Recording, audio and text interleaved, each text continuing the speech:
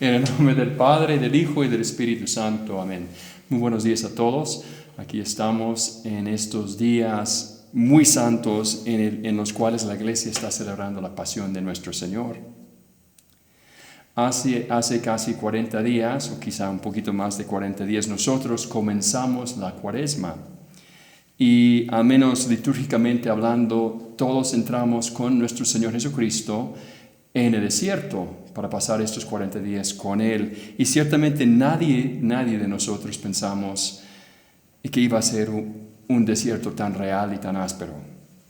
Pues aquí tenemos suspensión de actividades, tenemos cuarentena, distanciamiento social.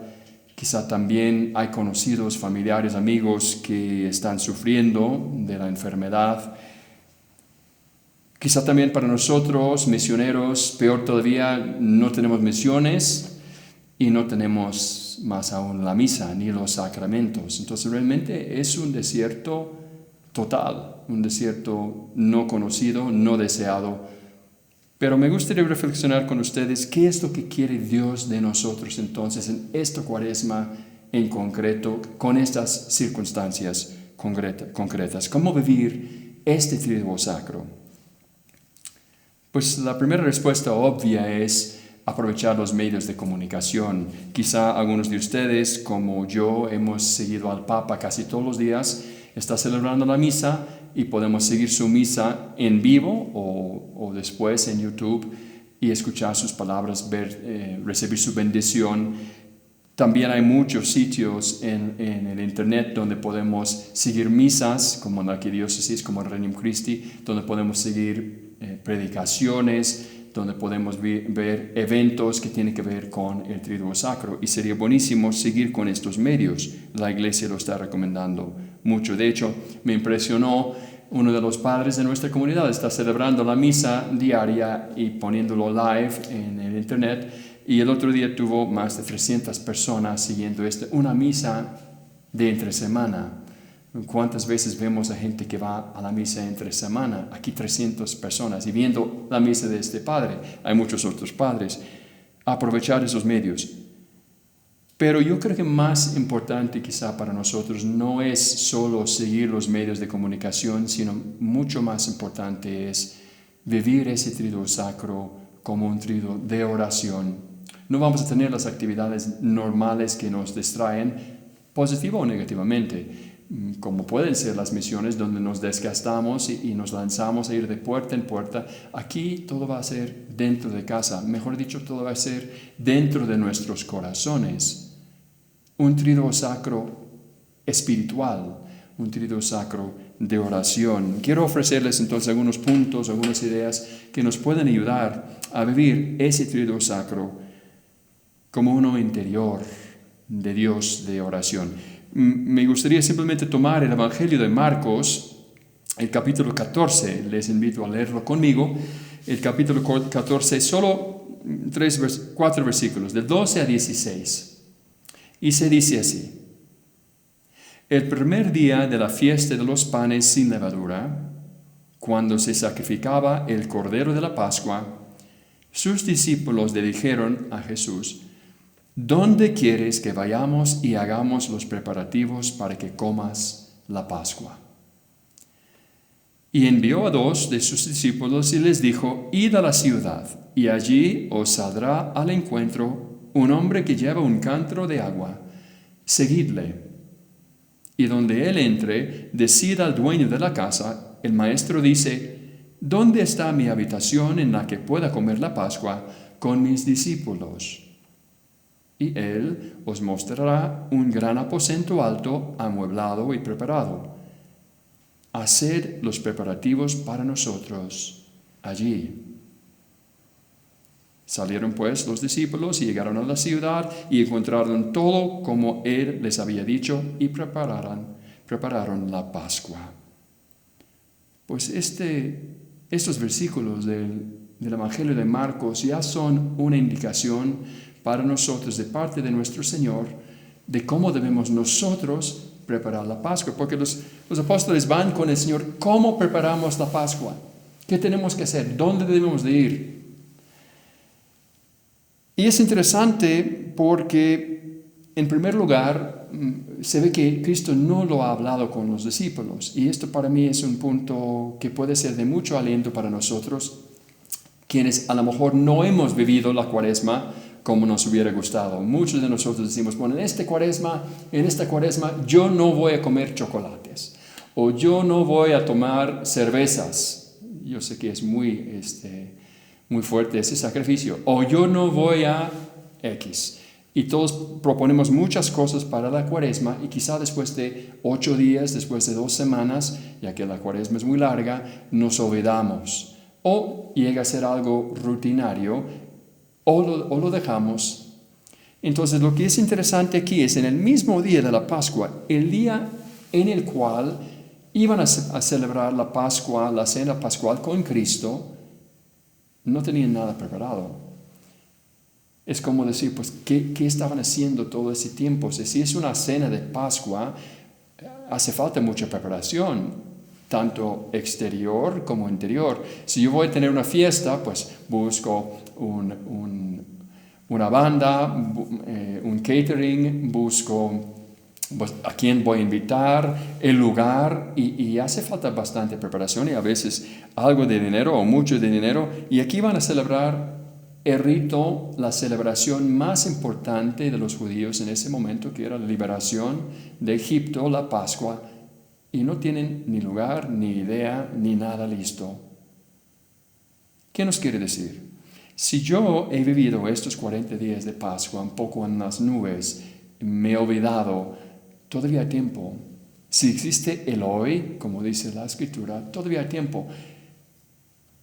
Hoy puede ser para mí un resumen, un cargar toda una Cuaresma en un día, en una hora, incluso en unos pocos minutos. Entonces, no desanimarnos si llegamos al Triduo Sacro y pensamos, es que no viví bien la Cuaresma. Todavía hay tiempo. El mismo día basta.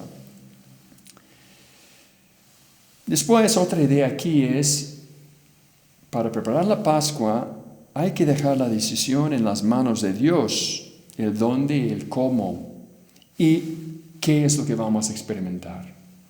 Porque aquí, como podemos ver, no son los apóstoles los que van y proponen al Señor y buscan un lugar y tienen muchas iniciativas y muchas ideas. El que decide el qué, cómo, dónde es nuestro Señor. Y eso es un poco lo que estamos experimentando nosotros. Hemos sido obligados a vivir una Pascua, un Triduo Sacro nunca contemplado. La mayoría de nosotros estaremos en nuestras casas con la familia inmediata y nadie más. Dejar esta decisión en las manos de Dios, el cómo vivir este tiempo. También las experiencias. Algunos podrían tener añoranzas de mejores momentos de más paz, también añoranzas de Semanas Santas de años anteriores, donde íbamos de misiones y había todo ese fervor, y la misa conclusiva de las misiones donde, pues no sé, muy difícil no llorar en esa misa por la emoción. Dios quiere darnos otras experiencias este año. Entonces tenemos que estar listos para lo que Él nos quiere dar. Esa es una primera idea en cuanto a ese evangelio. Dios ya lo tiene pensado. Tiene algo grande pensado, va a ser distinto, que tengamos fe. Una segunda idea de este evangelio es, Cristo envía a dos apóstoles. No envía todo el grupo y tampoco envía a uno. Porque la Semana Santa, el Triduo Sacro, la Pascua no se prepara a solas. Necesitamos vivir la Pascua en familia.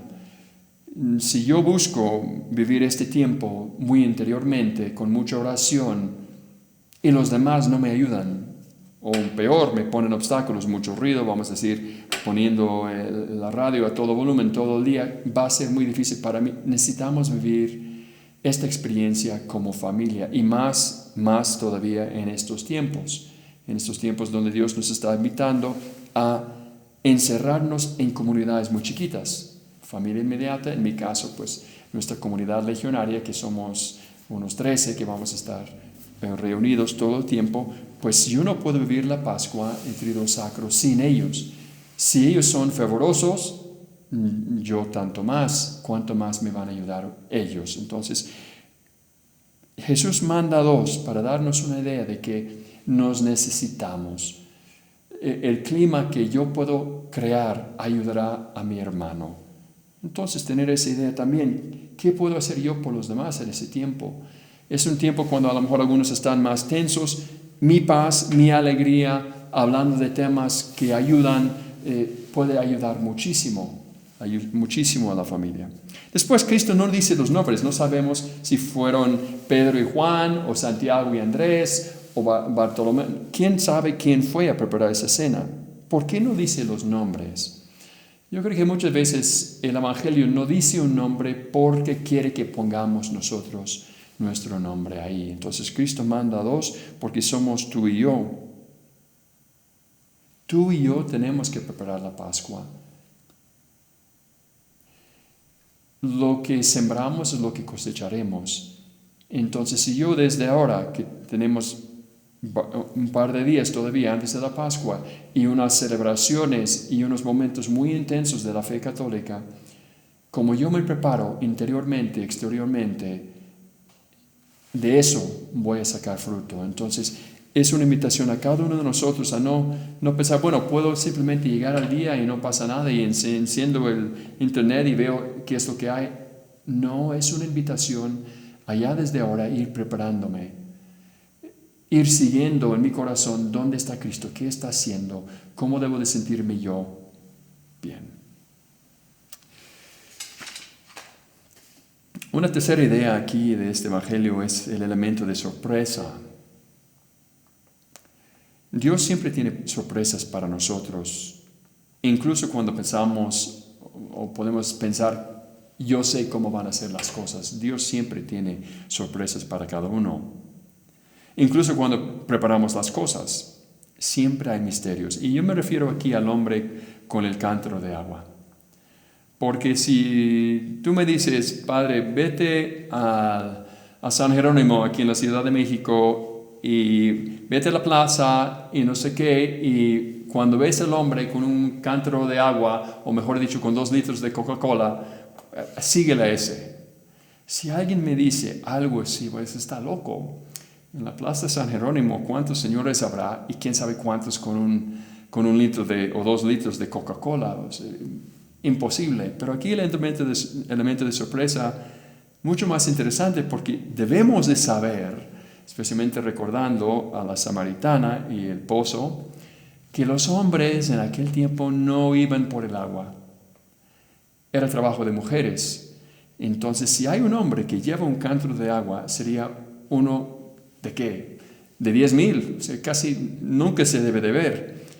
Entonces, cuando Cristo les da ese signo a los apóstoles, pues ya debe ser, es como decir, pues vete a la plaza de San Jerónimo y si ves a alguien vestido de Ronald McDonald, pues ese síguelo. Más o menos estamos hablando de lo mismo. Una cosa misteriosa, ¿por qué estaría llevando ese cántaro a ese hombre? Dios tiene sorpresas para nosotros en estos días. ¿Por qué habrá dicho eso a los apóstoles? ¿Por qué no decirles simplemente, váyanse a la casa de fulano de tal? Pues aquí hay también varias razones. En primer lugar, probablemente Cristo quiso evitar la traición de Judas en ese momento. Imagínense si lo más fácil para Judas hubiera sido saber de antemano dónde es el lugar y en la hora de la cena, en la noche, rodear la casa con tropas, con soldados y tomar a Cristo preso. Cristo no quiso eso, quiso tener un ambiente de intimidad en la última cena para poder instituir la Eucaristía, los primeros sacerdotes, tener ese largo discurso del Evangelio de Juan acerca de su amor por nosotros. Entonces, evitar ese problema. Judas, obviamente, no fue uno de esos dos que fue a preparar la cena. Él no supo el lugar. También, porque el encontrarse con un hombre así en esas circunstancias, como decía, es algo misterioso. Nos invita a elevar los ojos a otros horizontes. Dejar de nuevo las cosas un poco en las manos providentes, misteriosas de Dios. Me acuerdo de unas misiones de hace un par de años, fui con las universitarias y nos acordamos en que iba a ir a confesar en un lugar, en una iglesia, en un pueblo. Y como los padres, yo era el único, tenía que ir a muchos lugares, pues era aprovechar al máximo el tiempo. Entonces cuando llegué al lugar, no había nadie, ni siquiera las misioneras. Se habían ido, creo que a desayunar con una familia, no me dijeron nada, no hubo cómo contactarles y no llegó nadie a confesarse. Y yo pensando por mis adentros, pues aquí estoy, son 6 días que tengo y estoy perdiendo una mañana, entonces son tantas personas que no van a recibir los sacramentos. Entonces me quedé fuera de la iglesia sentado pensando, ¿qué voy a hacer? ¿Dónde voy? Porque si voy a otro lugar tampoco van a estar listos para mí. Entonces estaba ahí sentado y en eso pasó un señor y me pregunta, ¿eres tu padre? Estaba vestido más o menos así. Pues sí, claro que soy padre. Y me dice, ¿podemos hablar? Bueno, no se logró a confesar, pero pasamos como una hora hablando él y yo de toda su vida, de sus dificultades, de su falta de fe. Y al final de la conversación, después de una hora, se levantó y se fue, un hombre feliz, agradecido, dándome las gracias por ese tiempo que pasamos. Y yo pensé, bueno, Cristo quiso esa sorpresa para mí y para él, con unas cosas no esperadas. A lo mejor podría haber confesado a muchas personas, pero se ve que esta persona en concreto necesitaba más la gracia de Dios. Bien. Cuando Cristo manda a los apóstoles, dice que encontrarán a ese hombre y él les llevará a una sala que ya está preparada. Esa es una cuarta idea que me gustaría compartir con ustedes.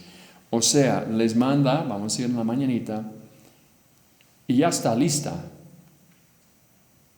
Ya está lista el cuarto, ya está listo el cuarto. O sea, Cristo ya ha hablado con el dueño del lugar y ya ha preparado el cuarto. Entonces, básicamente los apóstoles van a ir y quizá poner los últimos retoques. Esta Cuaresma, este Triduo Sacro, esta Pascua, nosotros tenemos que hacer mucha preparación, pero Dios ya tiene todo pensado de antemano.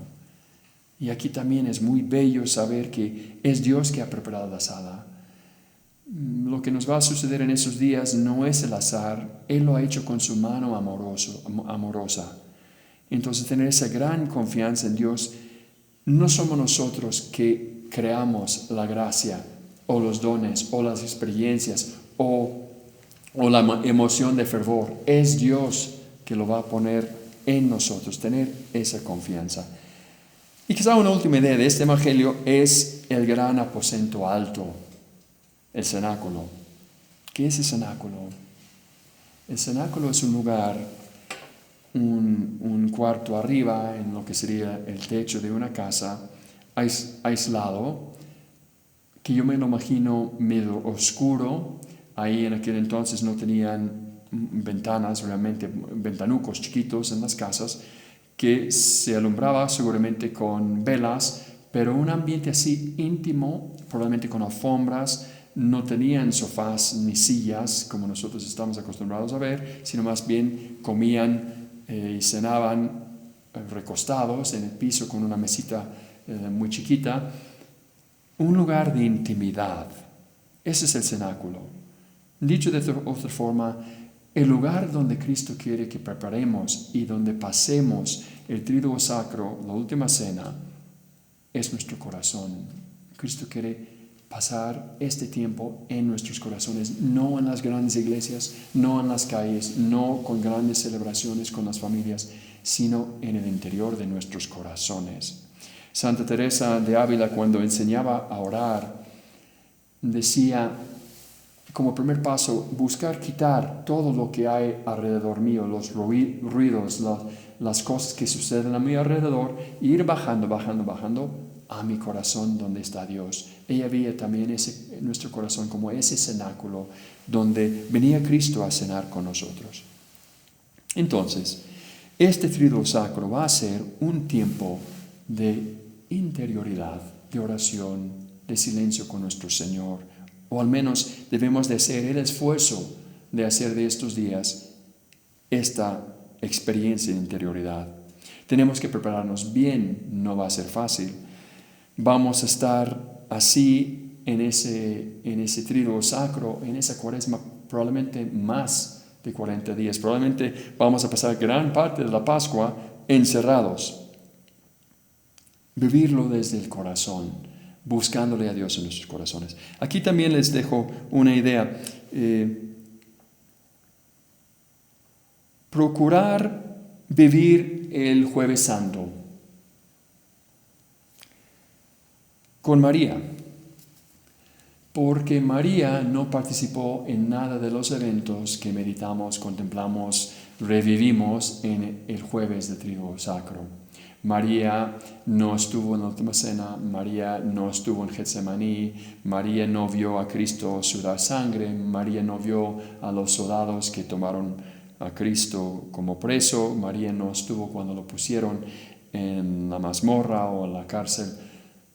María no estuvo para nada de esto y sin embargo seguramente lo seguía desde la interioridad de su corazón.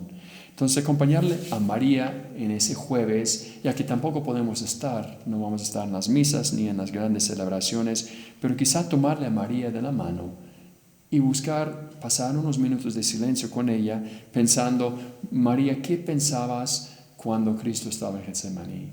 O cuando estaba en la última cena y tú no podías estar. El viernes, pues un poco lo mismo. Ahora yo les recomiendo acompañar a San Pedro, porque San Pedro vivió el viernes de forma muy, muy intensa, muy difícil y muy semejante a como nosotros lo vamos a vivir.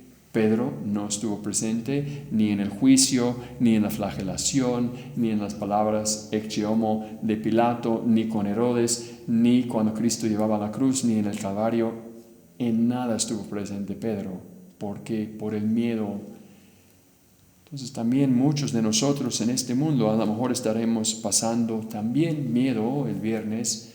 Ojalá Dios nos dé una infusión muy fuerte de fe para no tener miedo, pero al menos estaremos encerrados y quizá un poquito solos. Pues preguntarle a Pedro, ¿cómo viviste estos momentos tan importantes en la iglesia, en la fe, en la redención, aislado de los demás? Triste quizá, ciertamente triste porque lloró tanto. Acompañarle a Pedro. El sábado quizá acompañar a la Magdalena, porque la Magdalena, desde que bajaron a Cristo de la cruz, ella se quedó con esa idea, necesito ungir su cuerpo. María amaba a Cristo con un amor humano muy fuerte, apasionada. Luego lo veremos en la resurrección. Ella busca agarrarle a Cristo, tocarle, abrazarle. Cristo dice, no me toques todavía. No he ido con el Padre. Y también los padres de la iglesia han entendido aquí un poco la idea de que María amaba a Cristo todavía muy humanamente y necesitaba elevar su alma, ver a Cristo más desde la fe. No amarle como hombre y nada más, sino como Dios también. Entonces María todo el sábado estaba con esa ansiedad. Quiero salir. Quiero ir a ungir su cuerpo. Y a lo mejor nosotros también todos los sábados con esa ansiedad. Quiero salir, quiero ir a la misa vigilia pascual. Quiero salir con mis amigos, quiero hacer algo y no quedarme aquí en ese cuarto. ¿Por qué no salía ella? No por miedo, sino por el Shabbat, por el sábado. Los judíos no podían caminar más de un par de centenares de metros, entonces no podía trabajar, no podía ungir.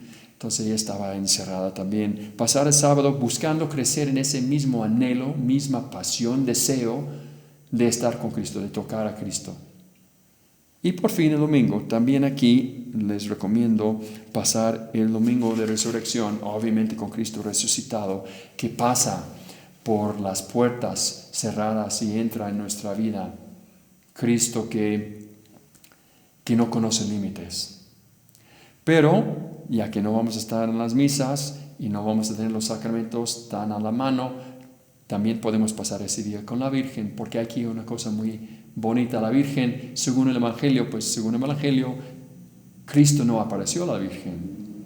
Sabemos por la tradición, especialmente por el San Papa Juan Pablo II, que todo el mundo creemos que Cristo apareció en primer lugar a la Virgen María, pero ya que no se dice en la Escritura, pues podemos pensar que a lo mejor no le apareció. Hay algo muy bonito en ese no aparecerle a la Virgen. Es decir, que era una mujer de tanta fe que no necesitaba una aparición para creer y amar. Yo, siendo ser humano, tengo que pensar que Cristo fue con ella primero. Pero este otro aspecto de la fuerza de su fe también me atrae mucho, es muy bonito. Y si María, vamos a decir, que a Cristo no le apareció ese primer día, pues cómo vivió ella con una alegría intensa la resurrección del Señor, incluso sin ver. Nosotros, la intensidad de la resurrección del Señor, incluso sin ir a misa, incluso sin poder participar en las celebraciones. Bien.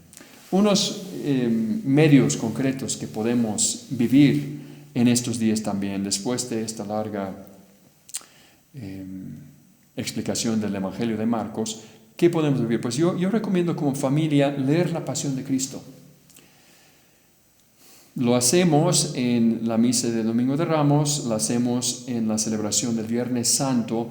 Yo recomiendo que tomen como familia la parte que toca de cada día. Entonces, el Jueves Santo, leer la Última Cena y la parte de Cristo en el Getsemaní. No es mucho, no sé si llega a ser 3, 4, 5 minutos. Leerlo en familia y buscar acompañarle a Cristo desde nuestras casas a través de la imaginación, a través de la lectura y imaginación de ese Evangelio. Pues el viernes, la crucifixión, el juicio en la mañana, como Cristo lleva la cruz, también no es mucho. Puede ser tan solo uno de los Evangelios, no hace falta leer los 4, y leer quizá esa parte de Cristo que lleva su cruz en la mañana. También sería muy interesante el jueves en la noche volviendo al jueves, hacer una hora santa en casa. Es tradición de la iglesia desde Margarita María de Alacoque rezar una hora, especialmente de 11 a 12 de la noche, para acompañarle a Cristo que estuvo en Getsemaní. Si vas al internet, hay muchos sitios donde te dicen cómo hacer una hora eucarística. Yo encontré uno en Aleteia, cómo hacer una hora santa, y le desglosa minuto por minuto qué hacer. Acompañarle a Cristo. El viernes mismo, como ya comencé a decir, pues seguir, ¿dónde está Cristo a las 9 de la mañana? Pues probablemente ya cargando su cruz. A las 7 o 8 probablemente está en el juicio. A las 9:30 probablemente ya lo clavaron. A las 12 bajó sobre la tierra toda esa oscuridad.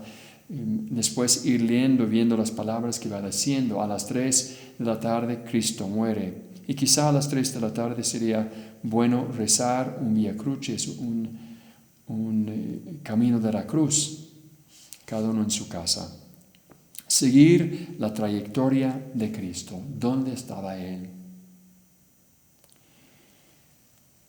Para el día sábado aquí también les quiero dejar quizá un poquito más, porque el sábado realmente no hay nada. Incluso en las misiones o un año normal, el sábado no hay misa en la mañana, no hay celebraciones hasta la vigilia pascual, que técnicamente ya es domingo.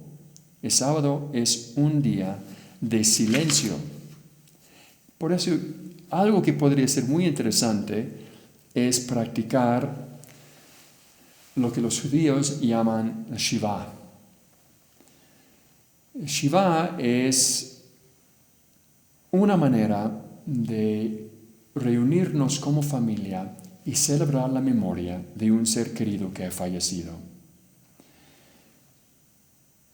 Los judíos lo hacen todavía, es uno de los ritos que hacen cada vez que algún familiar, un amigo muere, hace este rito, ese ritual que se llama Shiva, que básicamente Shiva en hebreo significa 7.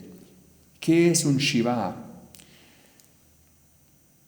Cuando alguien muere, la familia en estos días, justo después de la muerte del ser querido, pasa un montón de tiempo viendo los detalles que nos quitan la paz, o sea, donde cremación o entierro, dónde, cuánto va a costar, qué tenemos que comprar, a quién invitamos, qué vamos a comprar para comer, todos esos asuntos que en ese momento de duelo pues distraen. De hecho, no nos permiten hacer el duelo. Shiva es una experiencia de duelo intenso, un poco para lo que no podemos hacer, lo hacemos ahora ya cuando todo ha acabado, las ceremonias, el funeral, ya nos dedicamos a nosotros, a repasar la vida del ser querido, despedirnos de ese ser querido. Se llama sentarse en Shiva. Es un tiempo de sanación emocional y espiritual. Muchos de nosotros no sabemos hacer bien el duelo. Cuando alguien querido muere, no queremos llorar, queremos ser fuertes, no queremos sentir o dejar correr esos sentimientos que tenemos, lo cual es malo. Hay que hacer bien el duelo. Hacer un Shiva por Cristo. Hacer un Shiva por nuestro Señor. Yo me imagino que en gran parte es lo que hicieron los apóstoles con María el sábado. Ya sabiendo que Cristo estaba muerto, ¿qué hicieron? Subieron al cenáculo todos y se quedaron ahí. ¿Y qué es lo que haces cuando está ahí? La familia lo que hace es se reúne en un cuarto, normalmente en la casa del familiar de la persona que murió, se reúne ahí en la sala principal y se sientan todos. Si pueden, se sientan en el suelo, en el piso o en sillas muy chiquitas, porque también los judíos tienen unas sillas muy chiquitas para el Shiva, para estar más cerca del piso, para estar más como es la imagen de una persona que se sienta sobre el piso, pone ceniza sobre la cabeza y entra en duelo. Pues ellos no hacen la ceniza, pero se sientan en el piso y cada uno va recordando al ser querido. A veces hablan, a veces no hablan. Y cuando llega, es muy bueno que visitamos a las familias que están en Shiva, y cuando llega un conocido, toca la puerta, pero no espera que digan pase. Entran porque no quieren romper, es un clima de silencio. Entonces entran, se sientan al lado de la persona que está sufriendo, los familiares, y no dicen nada, esperan. Cuando la persona ya comienza a hablar, entonces yo también pues le hablo, le saludo, le consuelo. No es un tiempo para hablar de banalidades, de tonterías. Es un tiempo sobre todo para ir repasando la vida del ser querido. ¿Qué ha hecho esa persona por mi vida? Por mí. ¿Cómo ha cambiado mi vida porque esta persona ha estado dentro de mi vida? Imagínense si hiciéramos en familia, reunidos, una especie de Shiva por Cristo, que cada uno iba fuera diciendo, Cristo me ha significado esto. Yo he recibido este don de nuestro Señor. Yo me acuerdo de esta experiencia, como en mi caso mi vocación, o aquella gracia que recibí cuando fui a ejercicios espirituales o cuando estuve en oración. Las cosas grandes que me han cambiado el corazón porque Cristo ha estado en mi vida. Y entre todos ir recordando estas grandes cosas. Normalmente en un Shiva ponen un cirio encendido. Y ese cirio representa la parte de cera, el cuerpo, y la llama, el alma, que va hacia arriba. Y ese cirio representa la persona fallecida. Tener un cirio en la casa que representa a nuestro Señor. Obviamente en la Pascua tendremos otro cirio pascual que representa a Cristo resucitado. En Shiva la familia no sale al público. También es muy semejante a nuestra situación. Cuando una familia judía está en Shiva, ellos no salen, no llevan al perro a caminar, no van de compras, ni siquiera lavan la loza, ni alguien más se tiene que preocupar por ellos. Entonces, Shiva es muy semejante a nuestra situación. No vamos a salir a público. Es un momento el sábado para pasarlo en luto, en duelo por nuestro Señor, a quien queremos. Otros familiares tienen que ayudar. En nuestro caso no va a ser posible, pero eso es lo que pasa en Shiva. Lo hacen durante 7 días, porque después de 7 días se supone que ya el vuelo ha sido suficiente y pueden pasar ya a vivir sus vidas normales. Nosotros podremos hacerlo por un día, sabiendo que a lo mejor vamos a estar muchos más que 7 días. Yo les recomiendo entonces esta esta práctica, nada más para el sábado. Los que no pueden llegar a tiempo a un Shiva, vamos a decir que muere mi amigo, yo estoy en otro lugar y no puedo llegar, o incluso llego pero llego tarde, porque normalmente ponen a la puerta, vamos a estar recibiendo gente esta hora, porque la familia también tiene que vivir. Si yo llego y estoy fuera de tiempo, entonces ¿qué es lo que hacen? Escriben una nota. Normalmente la familia que está en Shiva pone un cuaderno en la puerta para que la gente pueda dejar notas. Entonces aquí también sería interesante escribir una nota de condolencia a nuestro Señor o a la Virgen María por su Hijo Jesús.